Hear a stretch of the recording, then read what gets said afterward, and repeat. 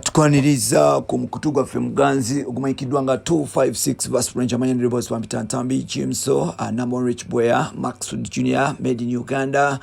webale kuba nti otambula naffe yoga amasanyu ga blangiti galetedde Franka Gashumba essanyu ly'okumatama era nga nabwe kityo Shera Gashumba asobodde okuba nti afuna muganda omulala after emyaka emeka ku myaka 5 mu 3 egy'obukulu Franka Gashumba agenze maaso n'okuba nti afuna second born we mu mukyala amanyikiddwa nga Moton Malaika mpola embaga yabeerayo last year anafunye omugongo anateeka mu myezi 4 ne bagirinda anafuna omwana ebintu bya Gashumba kono omwana bibadde planned era n'omwana wa Gashumba bamuyita planned kid atenga agenda kubira planned moko kubanga n'omukyala amanyikiddwa nga Shera Gashumba agenda maaso n'okuba nti anoonya ennoma esobola okuba nti emujja kulujja era nga onagenda kubeera kojo basenga kujja abaana soon now omuwala wa Gashumba omukyala wa Gashumba amanyikiddwa nga Moton wetwogerera alisembabule ewaba Gashumba agenda maaso n'okuba nti bamunyigako ebintu by'omukyalo bamunyiganyigako bamama bamunyiga Masaka Gashumba Bamuzala Masaka Villa Maria naye nga tono kirabika yagenzeko wa mama waabwe Sembabule. That is the latest information je nafunye. So nolwecho embeera bwe tambula Bampitantambi Jimso tugenda kunnyonnyola tugenda tambula fenna egule lino osobola okuba nti olifuna then osobola okuba nti ofuna nga ebintu gwe bitambula. And now emyaka jigenda jiwera nga jitambula nga bagamba ono omusajja talina mukyala bagenda nga maaso n'okuba nti bagikozesa nga tool ey'okumulwanyisa jjukira agenda mu maaso n'okuba nti ayingira ekibiina kya Piero n'afuuka omu ku ba SEC oba n'alinnya ku katebe akamanyikiddwa nga Central Executive Committee aka Patriotic League of Uganda ekuli bamusajja mukulu amanyikiddwa nga General Ken Rugaba Muhozi bano ne batuuka wano bingi ebyavaayo bantu maanonye ebimukuba ne bagamba oyo afere jjukira yalina ekibiina ekimanyikiddwa nga Sisemuka Uganda mbu kyagenda maaso n'okuba nti kibba abantu mbu ate nabukira project yagibbirako abantu bangi omwami ono waliwo gavumenti byamukwata nga alina fake passports nekimukuba nnyo and recently abantu bagenda maaso n'okuba nti mwagala kutwala bukulembeze naye ate nga n'omukyala tolina mpola so nolwekyo yevaamu n'agenda ebuvandimwe oba n'agenda e Rwanda oba mu Uganda n'afunayo akakyala nga nako kavandimwe bakayita Kamutoni kawakyala kanyarwanda naye nga kana Uganda kagenda maaso n'okuba nti akafuna akawala kanono kali ku myaka mitototo myaka nga 20 mu something 28 awo omusajja alina emyaka 5 omuwala alina emyaka 28 awo n'agenda maaso n'okuba nti akeefunira mpola akawala kano ne bagenda maaso n'okuba nti kamwanjula introducing ewaabwe wako ne bagenda maaso n'okuba nti bakola omukolo oba giyite traditional wedding. Motoni wetwogerera yagenda maaso n'okuba nti asinkana Gashumba mu emyaka oba mmeka emabega yatugamba 12 emabega ne babuuza Gashumba nti wagenda maaso n'okuba nti ofuna Motoni ng'oli ku myaka emeka egyo. So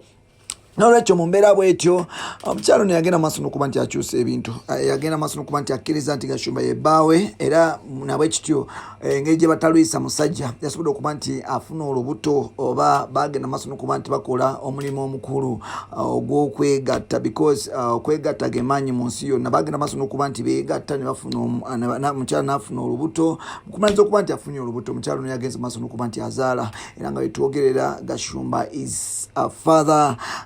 mpola wano bantu bavudde ne bagamba nti Shera kati bwe yafunye muganda we anakomyako okusitama n'okukola ebintu ebiswaza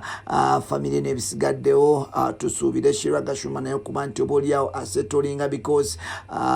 alina omuntu gwasobola okuba nti amulabirako oba n'asigala mu kitulwadde erimu but of course essanyu Gashumba yagenze maaso n'okuba nti atulagala yamanye yabadde ku radio emanyikiddwa nga Radio 4 nakulwaleero n'avayo n'ategeeza nti I'm so happy okuba nti I welcome my new born child mpola era nga ne musanyufu nnyo okumufuna but tanaba kuba nti ategeeza oba no baby waloba wa bulenzi akyakitaddawo jjukira bino ebintu birimu amasapi mirimu amasayi n'ebisigaddewo but Malaika yasobodde okuba nti amuzaayira omwana era naye bitugira batugambye nti omwana n'omukyala bali mu mbeera nnungi ddala era nga oba oliawo masavu meereere yes masanyu meereere obulamu bagenda maaso n'okuba nti babutambuza mpola so n'olwekyo That is Gashumba for you. Everything byagezako okuba nti akola biri mu right procedure mpola mpola. So Gashumba omwana yamuleese malayika agenda maaso n'okuba nti obuliawo naye afuna essanyu because ennaku zino bw'obeera n'omusajja bagumira nnyo ng'obazaalidde abaana bw'obeera mu nfumbo n'otazaala baana nsuubira omusajja atandika okudawutinga n'atandika okuyita omuyaayo abafamire batandika okuyita ababbi abalala batandika okuyita enfunze kwegamba biba bingi ate naawe omusajja bw'omala ebbanga ng'omukyala yagala kuzaalanga gwe tozaalanga gwe kyalina byopi bagamba oba oliawo tetalina nkwaso talina maanyi ga kisajja n'ebisigaddewo but Gashumba agenze mu maaso n'okuba nti atulaga nti he is sexually active, he is sexually clear, he's ready to be to serve everything, ali ready okuba nti aservinga buli kimu. So n'olwekyo that is Frank Gashumba for you. I think it's a big step for the couple. Many celebrities are getting married day by day. Recently we've seen Levickson. I don't know whether Levickson and Desirous in the maybe they should give us also a child because people are waiting to see this. We don't know whether they hide like Sheba did recently, but people are expecting kids day by day. So celebrities couple so far Shiro Gashumba against maaso n'okuba nti evaawo anetuleetera omwana tulinze Desirous ne Levickson to see whether they can give us a child still tulinze ne Wyke Penda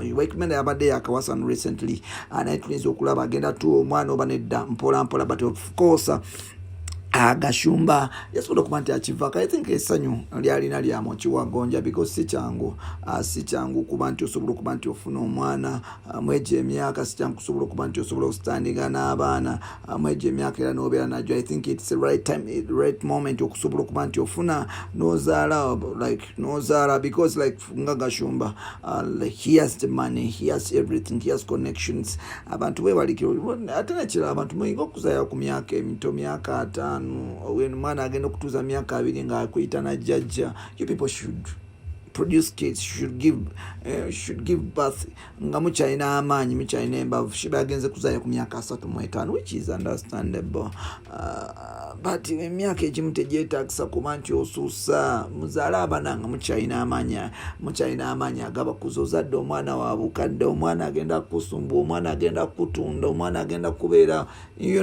so but I'm happy for Gashumba because akyalina mu kumanya, akyalina embavu. I'm happy for Malaika having her first child. I think si mulimu mutono nnyo. I think konks badia mwebale kuba nti mwekwata badia mwebale kuba nti nammwe abali mu kwekola mwebale kuba nti mwekola badia because ensi bwetyo bwere you have to do shit to make sure you produce or you get shit. This is news, good news for you. Bamtata Mijimso.